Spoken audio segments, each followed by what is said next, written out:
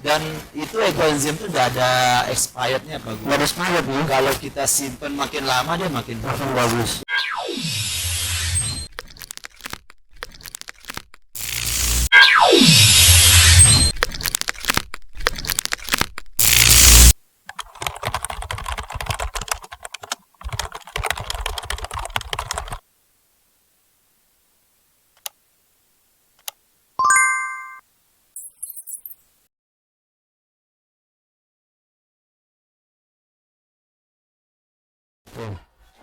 Assalamualaikum warahmatullahi wabarakatuh. Selamat pagi.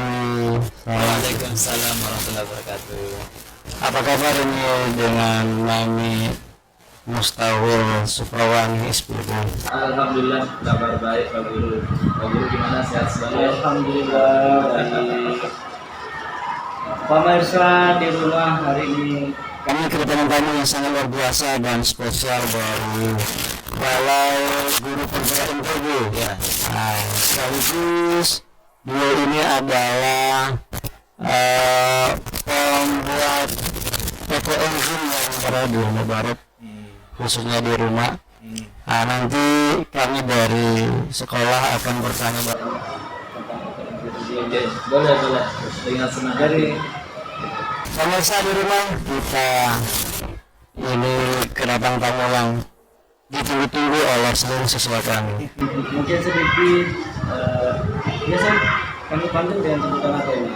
Saya biasa panggil Tawil. Tahu gitu. Awil, ya. Jadi ini mohon sedikit jelasan dari apa sih ekoenzim itu sendiri. Oke, baiklah Pak Guru. Terima kasih atas waktunya teman-teman sekalian. Jadi ekoenzim ini memang Sudah lama sebenarnya dikenal ya. itu kurang lebih mulai dikembangkan tahun 1987 oleh seorang dokter ahli pertanian dari Thailand. Nah, itu beliau mengembangkan dan ini diteliti selama 30 tahun. Dan ternyata ekoenzim ini memang sangat bermanfaat untuk kebutuhan manusia dan untuk menjaga kelestarian alam kita. Nah, Sebenarnya ekoenzim itu sangat sederhana ya. Itu adalah hasil fermentasi dari potongan sampah organik yang tidak terpakai lagi, kita sisihkan, kemudian kita simpan difermentasi dengan gula dan air selama waktu 3 bulan gitu. Dan dia tuh banyak sekali manfaatnya Pak Guru. Hampir ada ratusan manfaat ekoenzim ini. Selain untuk kita misalnya teman-teman yang ingin mengembangkan pertanian organik, mulai dari mungkin pupuknya, pestisidanya, untuk perawatannya, itu semua organik gunakan ekoenzim. Tapi satu lagi nih, apa yang membuat Nani punya inisiatif sehingga memproduksi ekoenzim dalam jumlah yang besar ini? Ini suatu hal yang luar biasa bagi kami, karena kami di sekolah sudah mencoba membuat ekoenzimnya. kalanya ya sama juga Pak Belajar. Tapi sebelum ini Ini memiliki inisiatif untuk membuat ekoenzim itu bermula dari apa sih sebenarnya? Ya sebenarnya dari hobi aja ya, hobi ya. Kebetulan saya suka tanaman. saya suka menanam, gitu, suka yang lihat hijau-hijau gitu, dan saya suka yang organik. Dan prinsip saya itu dalam menanam atau dalam hal bidang-bidang pertanian ini, dari alam kita kembalikan lagi ke alam, daur ulang gitu, jangan sampai ada yang terbuang. Dan saya Suka dengan pertanian organik. Kenapa? Karena selain dia itu tidak berbahaya untuk kita, apalagi kita yang suka di rumah ya, itu kan kita perlu pestisida atau pupuk yang aman untuk kita, untuk anak-anak kita, dan juga ramah lingkungan di situ. Jadi dari dulu memang saya tertarik dengan pertanian organik. Dari nasi sisa saya simpan jadi mol nasi, kemudian sampah-sampah kulit telur saya buat menjadi pupuk kalsium, kemudian apalagi itu dari potongan buah, sayur itu kita simpan juga fermentasi di kompos, daun-daun kering itu kita buat kompos juga, kemudian apalagi ya ini yang baru memang saya kembangkan dari enzim ini. Ya kita belajar otodidak juga dan alhamdulillah saya melihat memang luar biasa ya enzim ini ya. Jadi berangkat dari sana dan memang kalau dibilang besar sih enggak juga ya. Sekarang itu keperluan pribadi dan kadang kalau ada teman-teman yang ke rumah dia minta gua kasih. Tapi secara ekonomi sebenarnya ini menguntungkan atau tidak sebenarnya? Sangat menguntungkan ya. Kalau kita melihat dari sisi biaya pembuatannya itu sangat murah. Ya hanya menggunakan sampah sisa, kemudian air dan gula merah ya. Kalau nggak ada ya kita bisa pakai gula tebu atau yang lainnya, yang penting ada pemanis sebagai makanan bakterinya, itu saja. Hanya ada ember udah, untuk yang ada tutupnya, simpan di tempat yang gelap itu. Jadi sangat mudah cara pembuatannya dan dia manfaatnya banyak banget. Luar biasa. Seperti itu. Ini nih, karena di Lombok ini jumlah penduduk yang luar biasa, kemudian pembuatan ekoenzim adalah memanfaatkan sampah organik kan ya. Jadi sampah-sampah organik yang dikelola oleh masyarakat, kalau seandainya kita yang berada di Lombok Barat ini, apakah dengan misalnya satu rumah atau satu kakak membuat ekoenzim, kira-kira dalam 3 bulan ke depan itu kita dapat menghasilkan berapa liter ekoenzim sebenarnya, sehingga bisa menentukan secara ekonomi bagi pembuat ekoenzim, bisa dijual di pasar. Iya betul. Karena memang ekoenzim ini kan belum begitu banyak yang mengenal ini. Iya. Nah, perlu gerakan.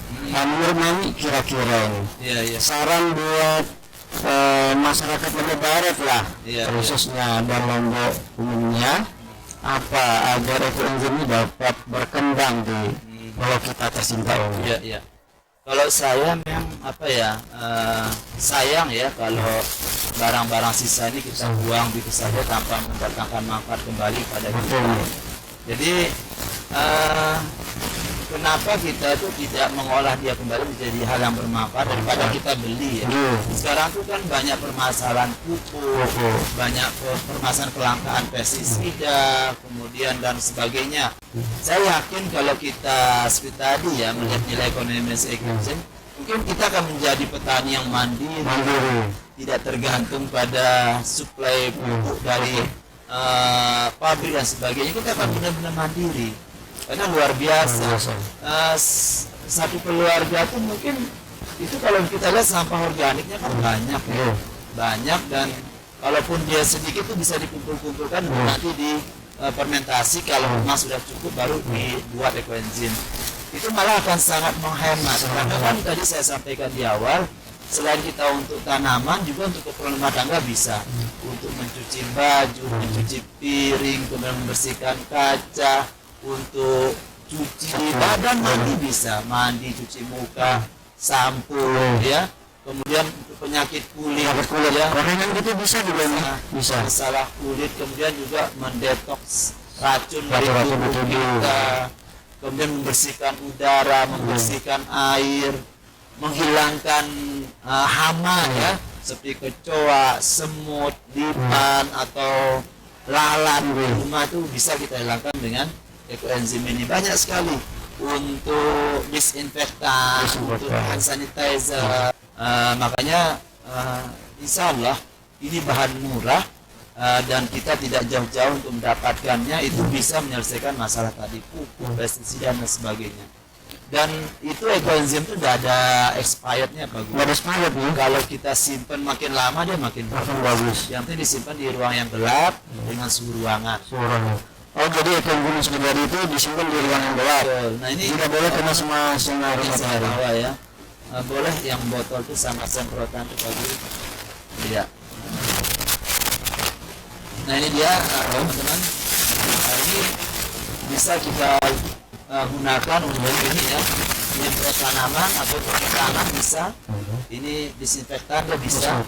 Termasuk ini yang murni ini kita taruh aja di ruangan yang seperti ini, dia menjadi anti radiasi. Radiasi dari komputer, dari HP gitu. nggak perlu disemprotkan. Tidak perlu. Nggak perlu hanya taruh begitu saja. Taruh ekoenzim murni di mana kita kerja. Udah. Oh gitu ya.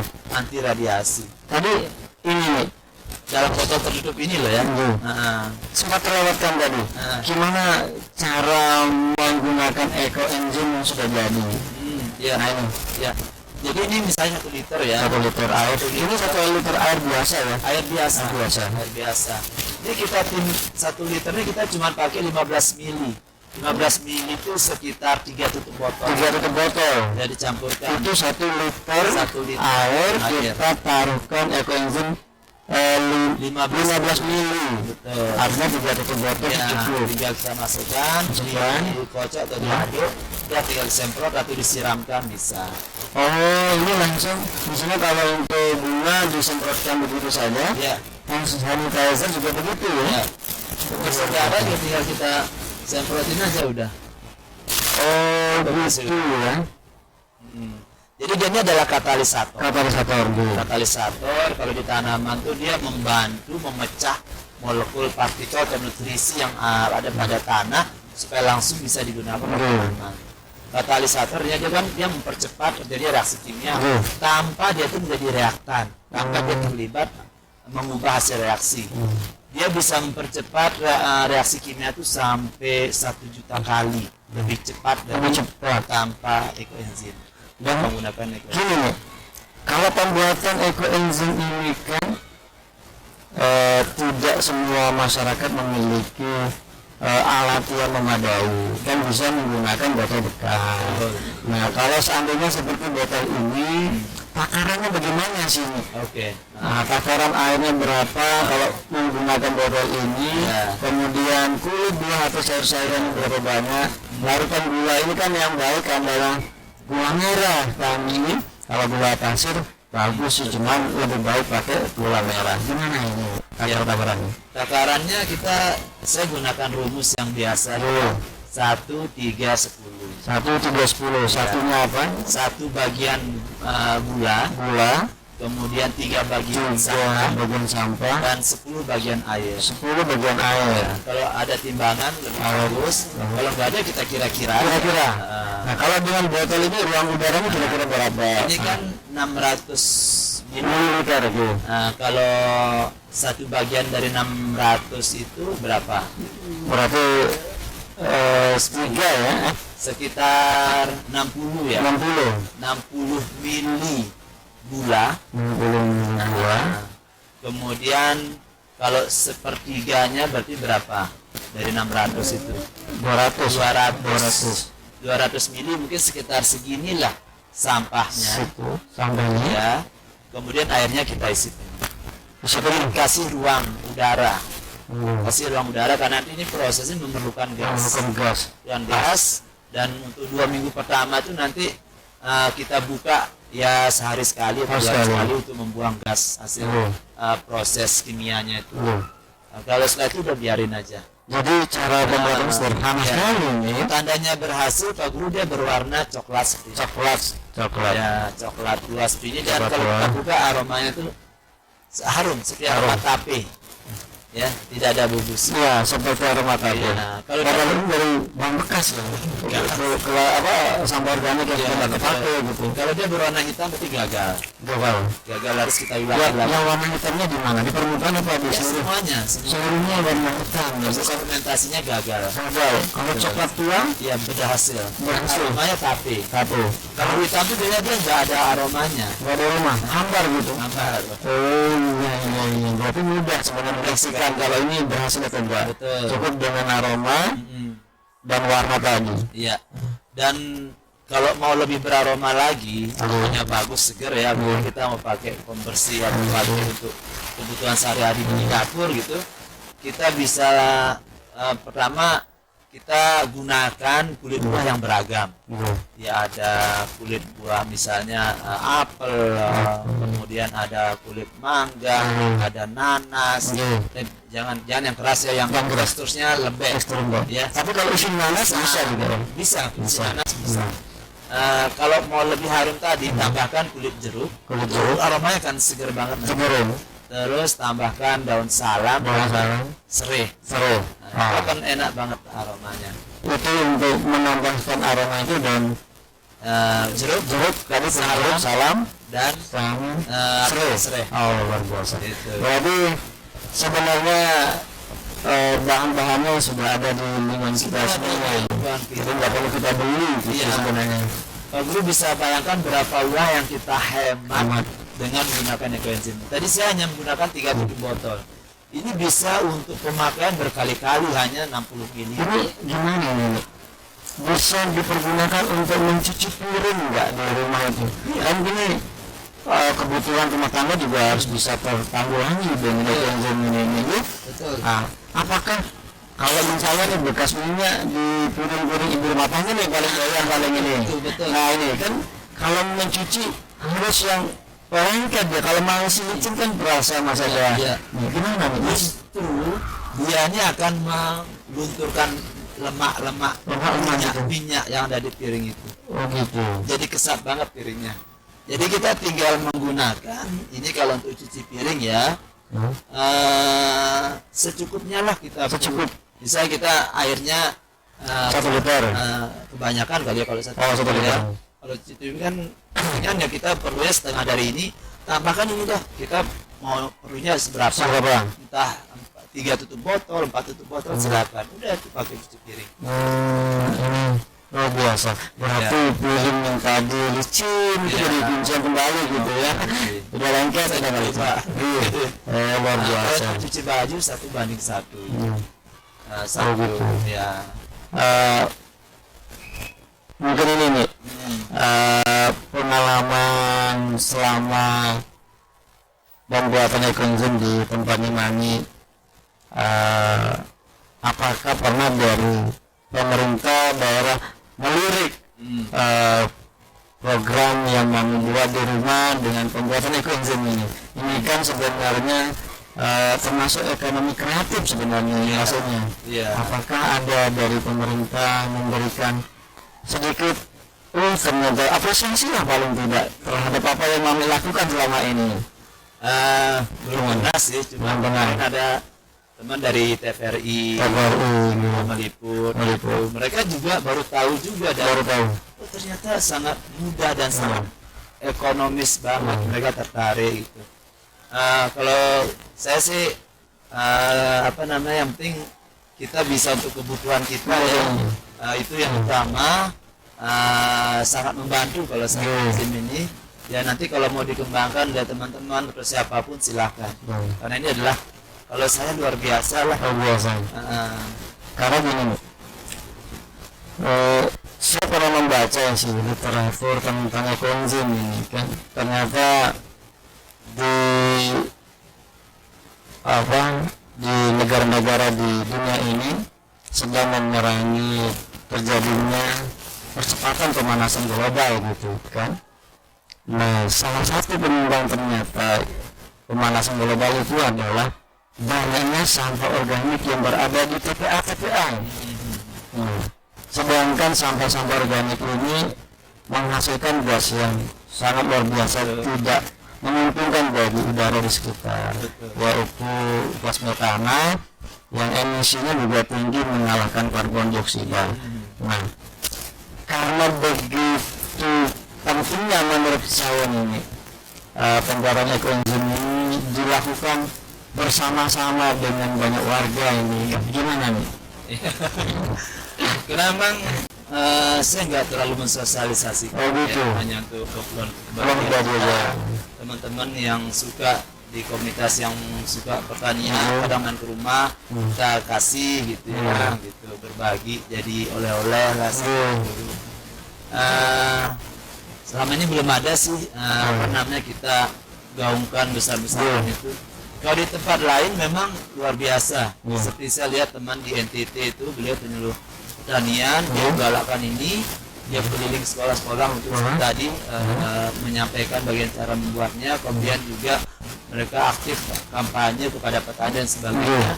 Sampai bupati itu juga benar-benar mendukung apa yang kegiatan mereka lakukan untuk menjadi, bahkan mereka tuh sudah kayaknya sudah mandiri gitu. pupuk sama Yang ibu bisa betul. gitu ya di NTT.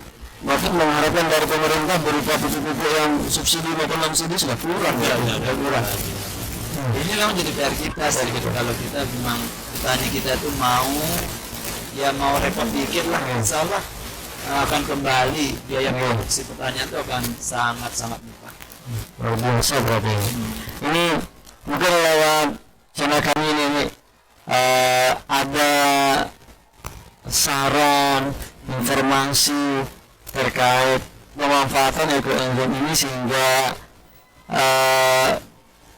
warga kita ini termotivasi, ada yang membuat dia tertarik untuk bersama-sama membuat ekoenzim ini, karena di sekolah kami karena penerapan kurikulum merdeka, lagi-lagi karena ada penerapan kurikulum merdeka di sekolah kami, yaitu P5, hingga kami mencoba di program sekolah kami ini kan setiap Sabtu itu ada makan buah bersama, sehingga kulit-kulitnya itu disimpan. Untuk apa? Untuk pembuatan ekoenzim.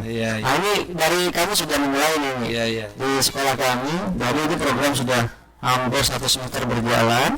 Mungkin dari channel kami ini kami karena sudah banyak menggeluti pembuatan ekoenzim, ada saran, masukan atau apa, dan informasi ke masyarakat biar bisa menjadi motivasi dan ada multiplier effect lah buat yang lain. Betul. Gimana nih? Itu sangat bagus Pak, saya apresiasi sekali anak-anak bisa membuat produksi itu. Jadi memang sekarang kita dituntut tuh anak-anak kita tuh membuat proyek yang bermanfaat masyarakat, menjadi solusi di lingkungan sekitar mereka. Itu sangat bagus, apalagi ada program makan buah disandingkan dengan ini, kulit buah itu tidak berbuah. Dibuat ekoenzim, nanti bisa dikemas Pak, dikemas, kemudian dibuatin label lah apa, nah, itu bisa dikenalkan. Itu juga bisa menjadi media ya, pengenalan tentang apa ekoenzim, apa dan sebagainya, cara penggunaannya dan seterusnya. Jadi memang masyarakat kita belum banyak tahu. Jadi sudah ternina-bubukkan oleh beli pupuk, padahal Konsumtif sifatnya berarti kalau yang sangat ya kita tidak seperti itu. Ini bisa melalui wadah SMP 1 Germany itu bisa dikemas dengan baik, bisa dijual loh Pak. Itu bisa bernilai ekonomis yang tinggi juga. Dikemas, dikasih label, nanti bisa dikenalkan juga sebagai produk anak-anak sini supaya diangkat baik oleh dinas, oleh pemerintah daerah gitu. Itu luar biasa. Dan juga jadi bekal anak-anak nanti kan, karena memang anak-anak ini harus kita bekali untuk ilmu praktis seperti itu supaya mereka nanti bisa menjadi agen perubahan di masyarakat. Mereka memulai untuk hal-hal yang memanfaatkan apa yang ada di sekitar. Bagus sekali. Mungkin karena ini sudah panjang lebar tadi, mungkin ada sedikit biar agak tenggorokan kita melayani ini ini sudah kebanyakan bertanya, mohon maaf ini lupa sama minuman ini. Kalau kita tenggorokan sedikit.